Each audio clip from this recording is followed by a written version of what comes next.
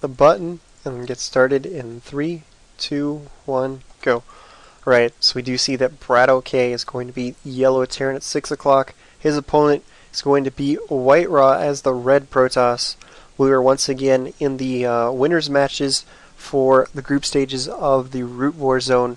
You should visit root-gaming.com, our website, where you can visit our forums. We have news posts, replays, and by putting hits onto our website and just visiting, it will help us out as we look for future sponsors.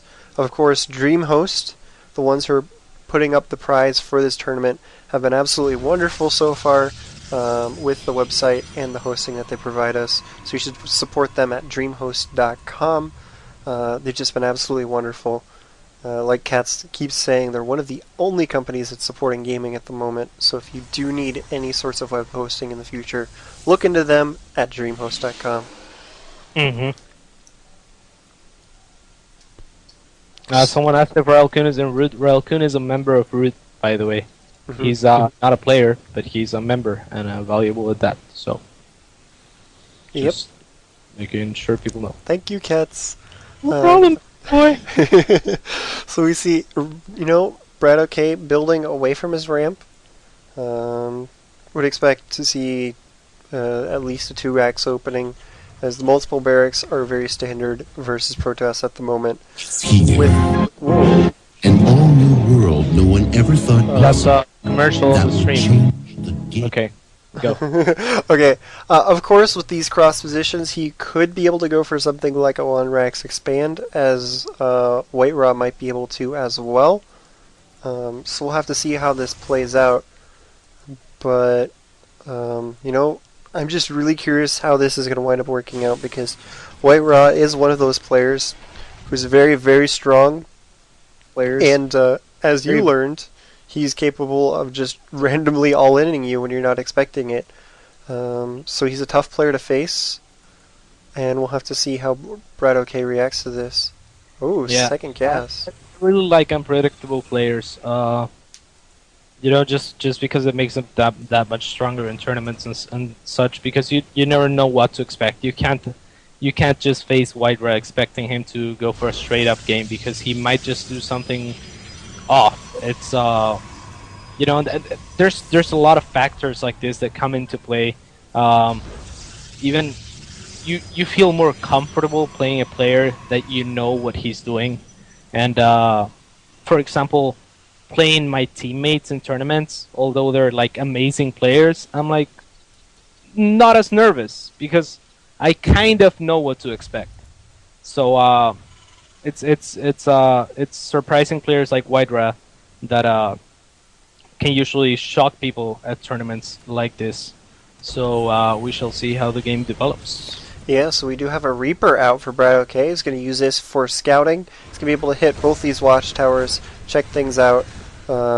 If he takes the time, you'll be able to kill this Zealot as well. See, it does not actually take too long to take down that Zealot with the great damage and the speed. He just does want to be able to get this over into his opponent's base. He's trying to skirt away from this Stalker, because the Reaper, one of the major benefits is the scouting. But excellent job here by WhiteRa, moving his Stalker to cut off the Reaper so he cannot jump into the base. Very well done there by WhiteRa. An extremely intelligent play.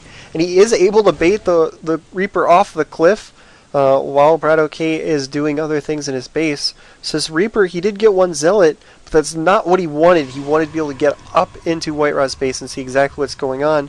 And he would see that there's 4 gateways with warp gates almost done. There's a pylon going down in the center of this map. BratOK is still completely in the dark. His factory completely lifting off. He's now going for Starport with a tech lab with 2 more barracks on the way, but this is going to be really tough for him to get enough units out here in time to stop this. These Europeans. You care to elaborate on that? No. Alright, fair enough. So we do see this pylon in the center. He's starting to warp in these forces from his 4 warp gates. 4th one's just finishing up. There's a Raven on the way for BratOK. Instead of a really quick Banshee, he does have 1 bunker, which he might be able to hold by master pairing, but This is a lot of units. If he can get some good force fields out of the bunker, he should be able to take this out. You'll see very common strategy is to just force field the bunker so that they cannot repair it. Let's see if he can get any of those down. It looks like it's going to fall anyway. It's not necessary. Raven pops out with not enough energy for a point defense drone, so he does have to drop an auto turret. An auto turret basically is a super beefy marine, so it's not a bad choice. But there's I thought BratOK didn't pull his entire SCV line when he saw this coming. Yeah, might have made a really big difference. As you can see, WhiteRa is just continuing to warp in forces, taking out the reactor first, which is a very good decision by him. It will severely cut into the production capability of BratOK, but now he does have to actually work on these Marines. Here comes the SCVs, but they're in a really bad spot. They can't really get into a good spot to engage these forces here by WhiteRa. All of the SCVs are falling, and he's just not made any significant dent in the forces of WhiteRa.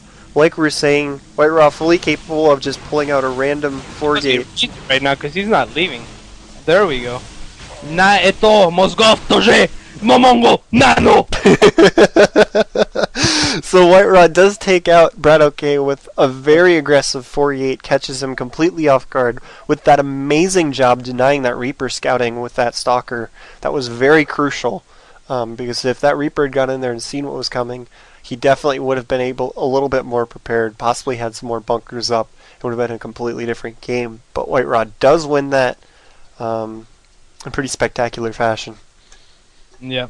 By the way, that was not French for the people in chat. I was just trying to read what BratOK typed, but obviously my Russian's not the best Russian in the world, so it sounded like a spell in Elvish or something. But I tried to make it as close as I imagine BratOK's voice, judging by his mean face on every picture he takes.